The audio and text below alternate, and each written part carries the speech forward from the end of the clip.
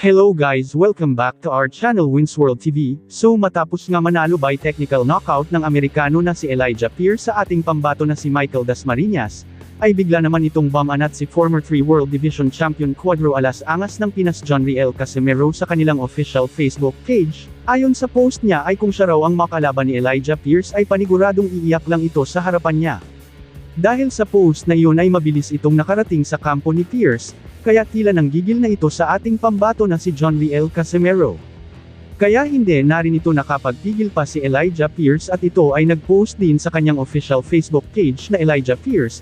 Ayon kay Pierce ay nakita na niya personal itong si John Riel Casimero at sobrang liit daw ito para sa kanya, kaya huwag na daw ito magdedahilan kapag itong si Casimero ay mawawasak na niya.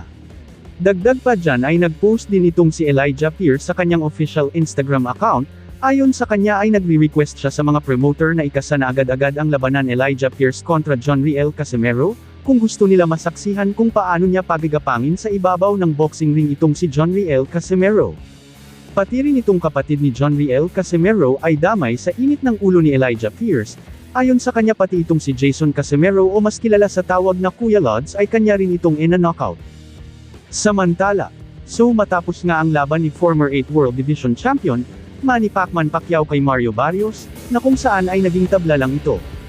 Ngunit ganun pa man ay hindi mapipigilan si Manny Pacquiao na sumagupa ng iba pang mga kampyon sa mundo ng boxing sports, kaya naghanap ito muli ng makakalaban sa ibabaw ng boxing ring, at isa sa kanyang napiling gustong makalaban ay si current WBA welterweight world champion na si Rolando Romero. Si Rolando Romero ang nagpatumble kay Ryan Garcia kamakailan lang.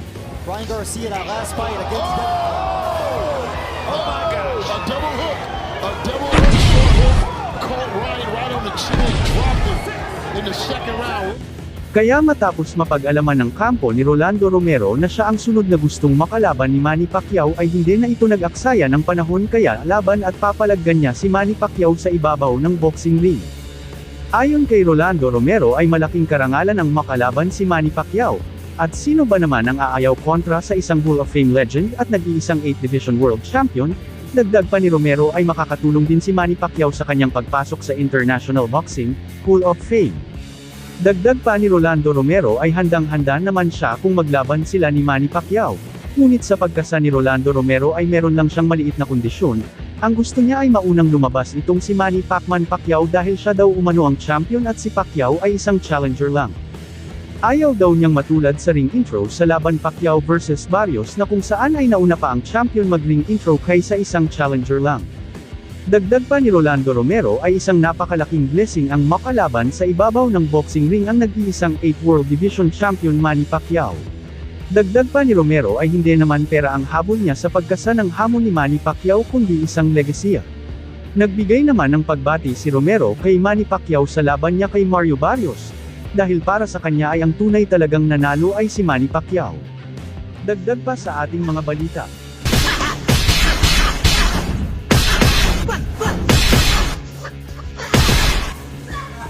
Dagdag pa sa ating mga balita, current undisputed and 4 World Division Champion Naoya the Monster Inoue, ay wala na itong takas sa mga mandirigma ng bansang Pilipinas, dahil ayon sa rating ng WBO, 4 na Filipino fighter ang posibleng makalaban sa ibabaw ng boxing ring ni Naoya Inoue, at ito ay sina: Top 1, Carl James Martin.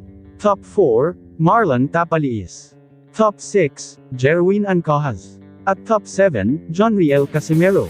Ayon naman sa ating naging resulta ng survey kung sino kila Carl James Martin, Marlon Tapaliis, Jerwin Ancajas at John Riel Casimero ang magpapatumbos sa The Monster ng bansang Japan na si Naoya Inoue.